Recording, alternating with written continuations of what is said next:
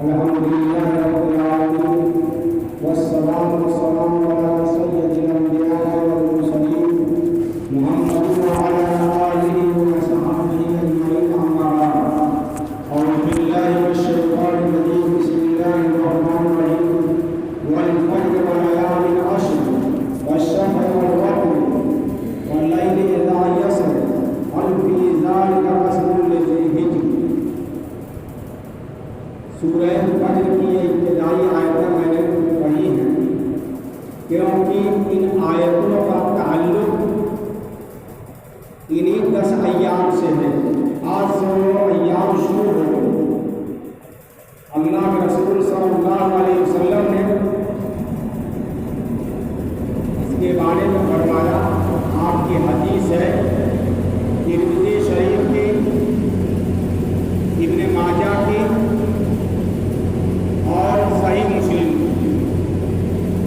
ان حدیثوں کے ذریعے پتہ چلا کہ اللہ کے رسول صلی اللہ علیہ وسلم نے فرمایا فجر سے مراد صبح صادق جو روزانہ آتی ہے، اور 10 سے مراد یہ 10 ذی الحجہ ہے. یہ ان ذی الحجہ سے لے کر کے 10 ذی الحجہ تک، یعنی یوم نحر تک جس دن ہم قربانی کرتے ہیں، عید الاضحیٰ مناتے ہیں. اور شب سے مراد 10ویں ذی الحجہ اور وتر سے مراد 9ویں ذی الحجہ، جبکہ عرفات کے میدان میں حضرات حجاج کرام تشریف لے جاتے ہیں اور حج ادا کرتے ہیں. یہ 10 دن کی بڑی فضیلت آئی ہے. یہ برکت و رحمت اور خیر و عافیت کی راتیں ہیں. ان 10 دنوں میں جو بھی نیک اعمال کیے جائیں گے اس کا مقابلہ عام دنوں میں کیے جانے والے اعمال سے نہیں کیا جا سکتا. فضیلت کی راتیں، برکت کے دن. اللہ کے رسول صلی اللہ علیہ وسلم نے ان 10 دنوں کے بارے میں فرمایا کہ اگر کوئی ان 10 دنوں میں دن کا روزہ رکھتا ہے، دن کا روزہ رکھتا ہے، یعنی یکم سے لے کے 9 ذی الحجہ تک روزہ رکھتا ہے. 10 میں تو روزہ رکھنا جائز نہیں ہے، روزے کا بھی تو چھوڑنا پڑے گا. تو گویا کہ ہر دن کا روزہ سال بھر کے روزے کے برابر ہے. اور سال بھر کا روزہ سے مراد نفلی روزے، کیونکہ رمضان کے روزے کا کوئی مقابلہ اور کوئی بدل ہی نہیں ہے. اس کا جو مقام ہے کسی اور دن کے روزوں سے کیا نہیں جائے گا. تو جب سال بھر کے روزے، 6 مہینے کے روزے، عام دنوں کے روزے مراد ہوتے ہیں تو نفلی روزہ مراد ہوتا ہے. اور روزہ بذات خود اللہ کو بہت محبوب ہے. روزے دار بندے چاہے نفلی روزہ رکھے چاہے فرض روزہ رکھے، اللہ میں بڑے محبوب ہوتے ہیں. اور صحابہ کو روزہ رکھنے میں بڑی لذت ملتی تھی. عام مزاج تھا ہمارے اسلاف کا اور ہمارے بزرگوں کا کہ روزے کو بہت اہمیت دیتے تھے. خود رسول اللہ صلی اللہ علیہ وسلم مہینے میں 3 دن روزہ رکھتے تھے، وہ ایام 20 کہا جاتا ہے. اور ایسے ہی آپ صلی اللہ علیہ وسلم دوشنبہ کا اور جمعرات کا روزہ رکھتے تھے. یہ سب نفلی روزے ہیں. تو اللہ کو روزہ بہت محبوب ہے. یہاں تک محبوب ہے کہ اللہ تعالیٰ یہ فرماتے ہیں کہ روزہ تو میرے لیے رکھتا ہے، وعدہ عجزی نہیں، اور میں اس کی جزا دوں گا. تو اللہ کے رسول سرور کائنات محمد عربی صلی اللہ علیہ وسلم نے فرمایا کہ 10 دنوں میں جو روزہ رکھا جائے گا وہ سال بھر کے روزے کے برابر ہے. یعنی ہر دن کا روزہ، سال بھر نفلی روزہ جو رکھیں گے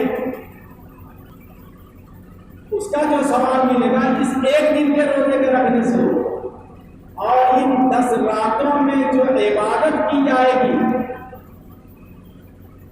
ان عبادت کا درجہ اور مقام یہ ہے جو شب قدر القدر میں جو عبادت کی جاتی ہے، لیلۃ القدر میں جو بندگی کی جاتی ہے، اس درجے کا یہ ثواب ملے گا۔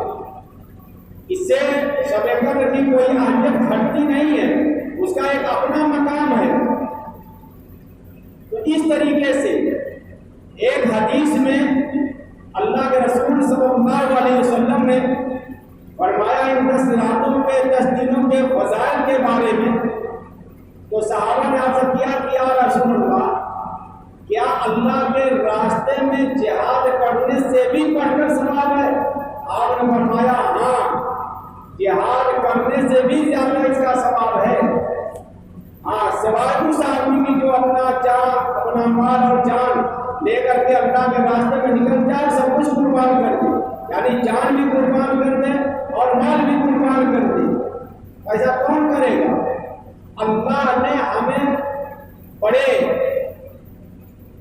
انعامات سے نوازے، عمریں کم رکھی گئی، لیکن اعمال کی برکتیں اور ثواب کو اتنا بڑھا دیا گیا مختلف بہانوں سے۔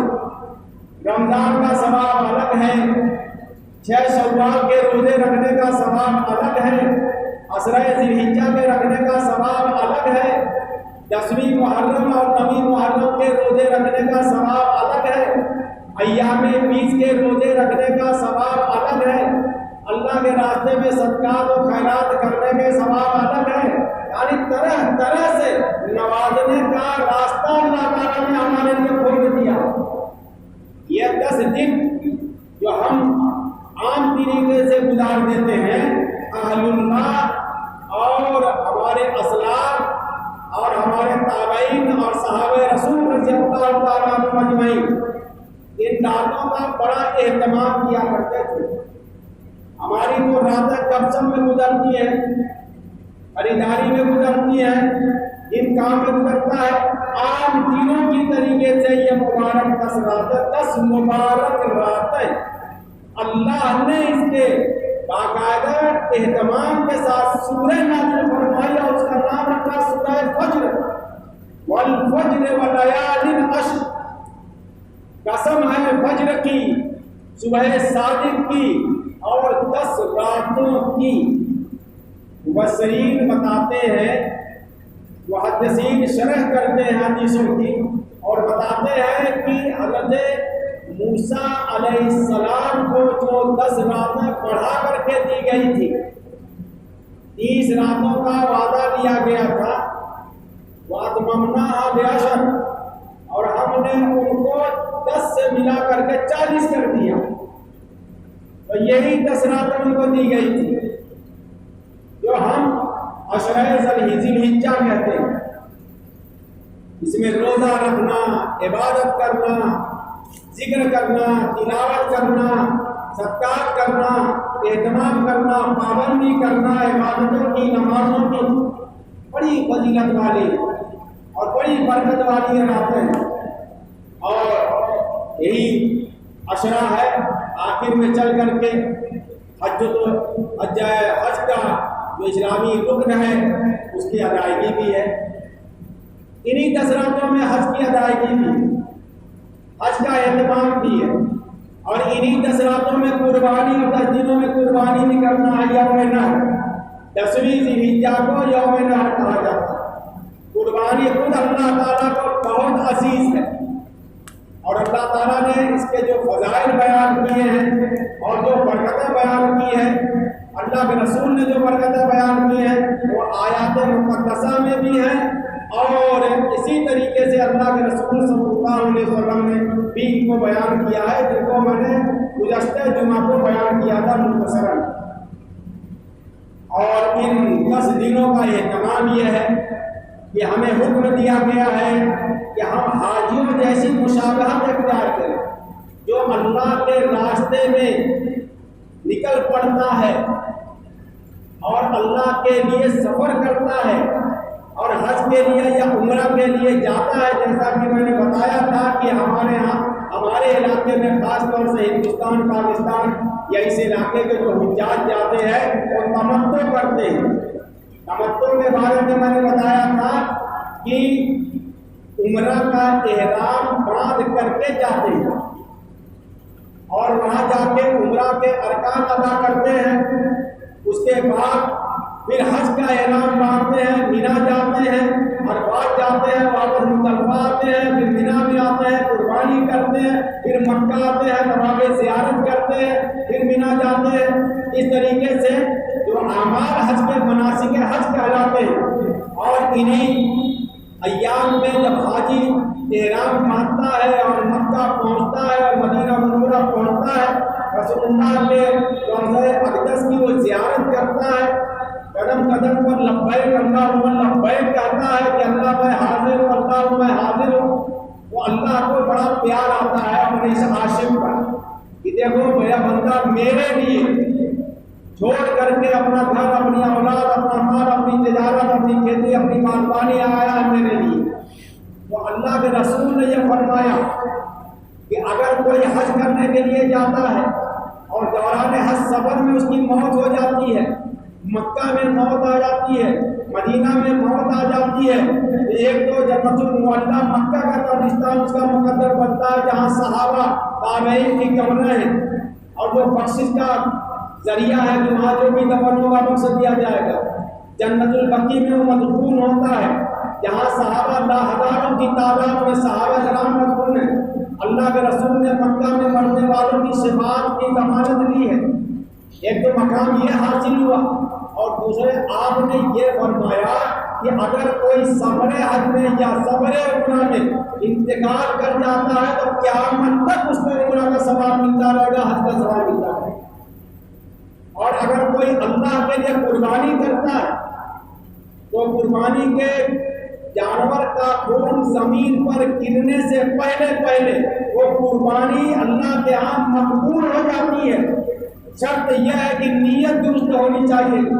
تمام اعمال اور تمام حرکتیں ہماری جو ہیں وہ ہماری نیت پر ہے۔ انما الاعمال بالنیات، اعمال کا، عبادتوں کا جو دار و مدار ہے انسان کی نیت پر ہے۔ اور نیت ہے کیا؟ دل میں ارادہ کر لے، کسی سے کہے یا نہ کہے اللہ جانتا ہے کہ میں اللہ کے لیے کر رہا ہوں، میں اللہ کی خوشنودی کے لیے کر رہا ہوں، میں اسلام کی شریعت پر عمل کرنے کے لیے کر رہا ہوں، میری کوئی ذاتی خواہش یا ذاتی جذبہ نہیں ہے، تو اللہ کے لیے مانی جاتی ہے۔ اور بڑی تاکید کے ساتھ اللہ نے کلام پاک میں فرمایا ہے للہ علی الناس حج البیت من استطاع الیہ سبیلا، کہ اللہ کے لیے بیت اللہ کا قصد کرنا، اور وہ لوگ کریں جن کو استطاعت ہے یعنی مالدار ہے، اور جو لوگ نہیں جا سکے وہ 10 ذی الحجہ دیا گیا ان کو، یہیں پر رہ کے وہ برکتیں حاصل کر لو جو ایک حاجی مینا میں، عرفات میں، مزدلفہ میں، مکہ کی گلیوں میں، مدینہ کی شاہراہوں میں، مسجد نبوی میں، مسجد حرم مکی میں وہ حاصل کرتا ہے۔ عبادتیں حاصل کر کے یہاں پر رہ کر کے تم مایوس مت ہو، محروم نہیں رکھے جاؤ گے۔ بس ان 10 راتوں کا، 10 دنوں کا اہتمام کرو، سال بھر کے روزے کا ہر دن کے بدلے ثواب، شب قدر کا ثواب ہم تمہیں دیں گے۔ قربانی اللہ کے لیے کرو، یہ ہے اللہ کی طرف سے ہمارے اوپر نوازشات۔ اور ایک چیز اور بھی مسئلہ کہ اللہ کے رسول صلی اللہ علیہ وسلم نے یہ فرمایا کہ اگر کوئی قربانی کی نیت کرتا ہے، قربانی کرنا چاہتا ہے، تو ان 10 دنوں میں، 10 دنوں کے اندر نہ اپنے ناخن کاٹے نہ بال ترسوائے۔ داڑھی تو مٹانے کا کوئی مسئلہ نہیں ہے، داڑھی تو رکھنا واجب ہے ہمارے یہاں، بلکہ تمام ائمہ کے یہاں واجب داڑھی رکھنا ہمارا شعار ہے، جسے اس مسلمان کی پہچان ہے۔ لیکن ہوتا کیا؟ قربانی کرنے والے جو داڑھی روزانہ بناتے ہیں ہر دوسرے تیسرے دن، ان کو بڑی فکر ہو جاتی ہے کہ بال بنانا میں بنا نہیں سکا، اب کیا کروں؟ یہ مستحب ہے، اور قربانی کرنے والے کے لیے مستحب ہے، واجب نہیں ہے، فرض نہیں ہے۔ جو واجب ہے وہ روز منڈواتا ہے، جی وہ گنہگار ہوتا ہے، اور سنت اور مستحب ہے اس کا بڑا اہتمام کہ میں مونچھ نہیں بنواؤں گا داڑھی، اور جیسے ہی وہ قربانی کرتا ہے دوڑ کر کے نائی کیا دکان پر جاتا، حجاب کی دکان پر پہلے سے طے کیا تھا، بھیڑ لگا لیتا، یہ تو مذاق اڑانا ہوا نا اسلام کا. شریعت ہے تو داڑھی رکھنے کی توفیق نہیں، اور دوسرے 10 دن جو چھوڑا ہے سنت کا اتنا اہتمام اور واجب سے اتنی غفلت، یہ معاملہ. اور اگر کوئی بنا بھی لے گا ضرورت کے تحت تو گنہگار بھی نہیں ہوگا.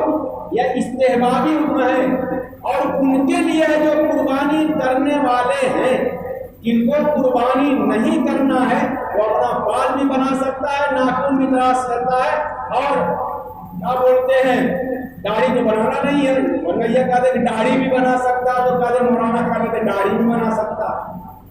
داڑھی نہیں بنانا بھائی. اور اگر کرتے ہو چند دن کے لیے سنت پر عمل کرتے ہو اور اس کے بعد تو گویا کہ اللہ میاں کا مذاق اڑا رہے ہو، اللہ کے رسول کا مذاق اڑا رہے ہو. ہم لوگ کرتے ہیں ایسے ہی. سنت کا بڑا اہتمام. ایک صاحب مجھے پوچھنے لگے کہ کل میں بھول گیا تھا اور اتنی ٹائم کاٹ لیا ناخن وغیرہ، تو میں نے کہا کوئی بات نہیں، یہ جانی یہ مستحب ہے. اگر کسی کو ضرورت ہے اپنے ناخن پڑ گیا تو کاٹ لے، واجب فرض نہیں ہے. اور قربانی کرنے والے کو ناخن چھوڑنا ہے، بال چھوڑنا ہے، مجھ چھوڑنا، داڑھی کو ہر حال میں چھوڑنا سننا اچھی طریقے سے. یا کوئی واجب فرض مسئلہ نہیں ہے، استحبابی مسئلہ ہے ہمارے یہاں. سنت کا ترک لازم آئے گا اور واجب کا جو ترک کر رہا ہے وہ کیا ہوگا. داڑھی رکھنا تو ہمارا شعار ہے. ایک حدیث ہے کنز الاموال کی، اس میں فرمایا اللہ کے رسول صلی اللہ علیہ وسلم نے کہ اللہ تعالیٰ نے 70,000 فرشتوں کو مقرر کیا جو تسبیح پڑھتے ہیں سبحان الذی زین الرجال بالنہا، سبحان الذی زین الرجال بالنہا. اور پاک ہے وہ ذات جس نے مردوں کو داڑھی سے زینت بخشی. اور کر لیجیے گا آپ نے کہا